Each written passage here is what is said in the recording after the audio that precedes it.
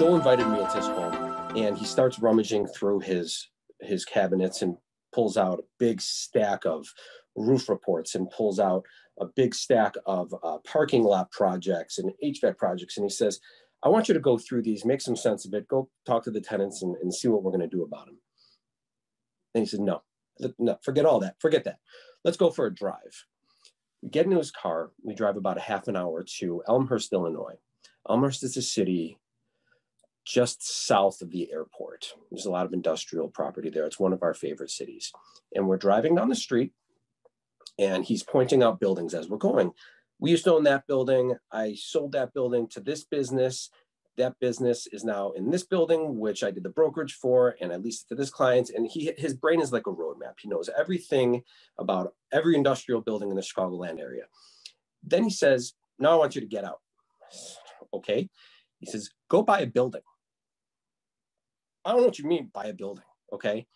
He says, go talk to some owners and see if you can buy the buildings from them. And then he drives away.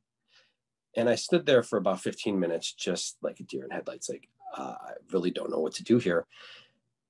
Built up some courage and walked into the first building. And I said to the receptionist, hi, I'm Eric Schneider. And she said, yeah, can I help you? I'd like to buy your building. She says, I don't know what you're talking about, but you need to leave now. Okay. I walk in the second building. Let's try a little bit different strategy. Is the owner of the building here? Yes. And what do you want to do? What do you want with him? Oh, I just want to know if he wants to sell me his building. Our building's not for sale. You should go. The third and the fourth building were along the same lines.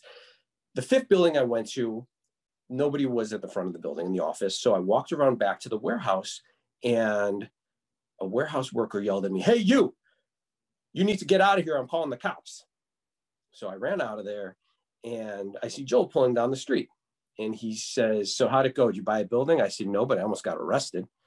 He said, that's good.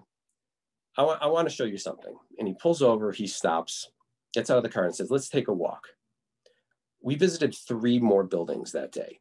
And we had 15 to 20 minute meaningful conversations with the owners of the businesses of those buildings.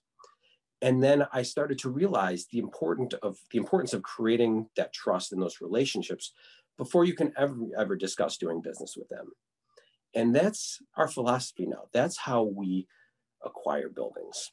We meet people, opportunities will present themselves later, but lay that foundation first, develop that relationship, and it might lead to something. And that's my first job at Brit Properties, is acquisitions and cold calling and walking around pre-COVID, walking around from building to building and making those relationships, which might lead to an acquisition later on. So that's day one. That was my day one.